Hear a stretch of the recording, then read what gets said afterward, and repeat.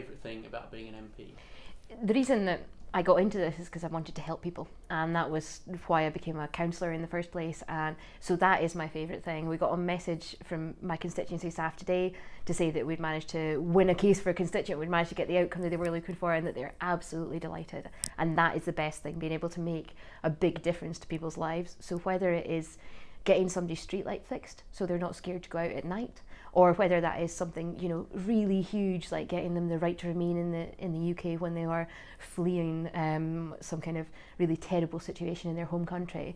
So along that whole spectrum, any of the wins that you can get, that's the best thing undoubtedly about being an MP. If the Treasury miraculously found £1 billion and it was up to you how to spend it, but you could only spend it on one thing, what would you choose and why? I would give it to the Scottish Parliament, and then the Scottish Parliament could choose what to spend it on. That's the Treasury has found £1 billion and has given it to Northern Ireland, but they haven't given a similar amount to Scotland per head of population, and that's what I would do with the money. Now, given the rapid evolution of technology, it's possible at some time in the future the electorate might be able to vote directly for bills going through the Houses of Parliament. Would you see that as a good or bad thing?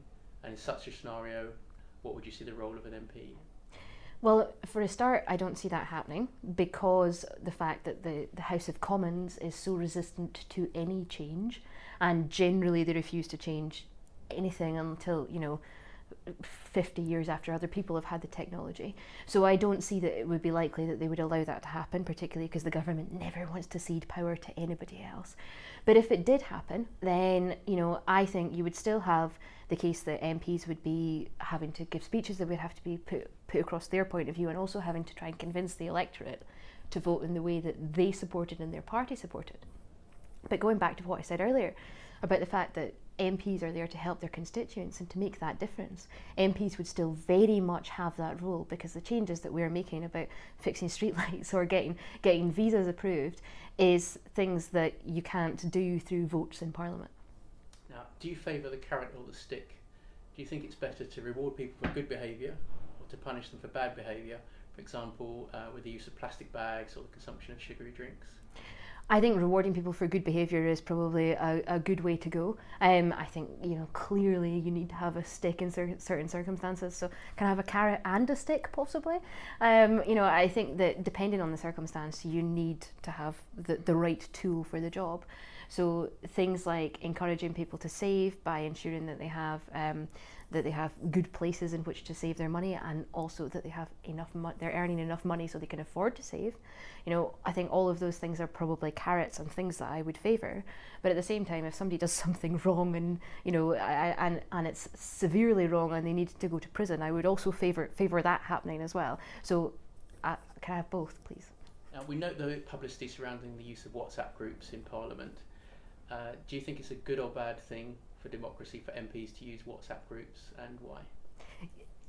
I think WhatsApp groups are a good way of communication generally. I think that it is the fact that, my child's football team has a WhatsApp group, so the parents can say, is the game on today? Is my son playing at 3:15 or is he playing at 4:30? And I think, those are great ways of communication. It's the same with WhatsApp groups for MPs. The majority, I would assume, although I'm not in some of the WhatsApp groups that have been reported on, the majority are saying things like, I've got a meeting happening in committee room 3 right now. Can you all remember to come to this meeting? So I think they're incredibly useful for things like that. It's really busy here generally. We can be, double or triple booked at any given time. So for communication like that, I think they're really positive. It is the case in any kind of type of technology that you're going to have people bitching about other people, and I don't like the use of that either on WhatsApp or sitting in the tea room, to be honest. Which MP from another party do you most admire, and why?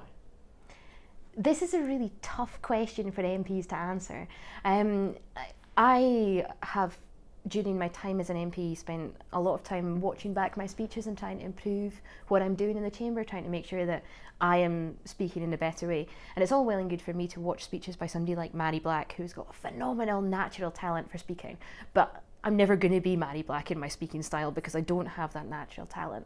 So I would watch speeches by people like Ken Clarke, who I often disagree with, but I think the way he puts things across are ways that, I would like to put things across.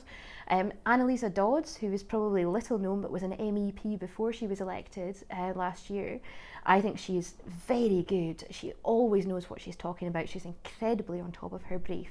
And I think the way that she puts things across is a way that I really admire and would like to do what I can to emulate, to be honest.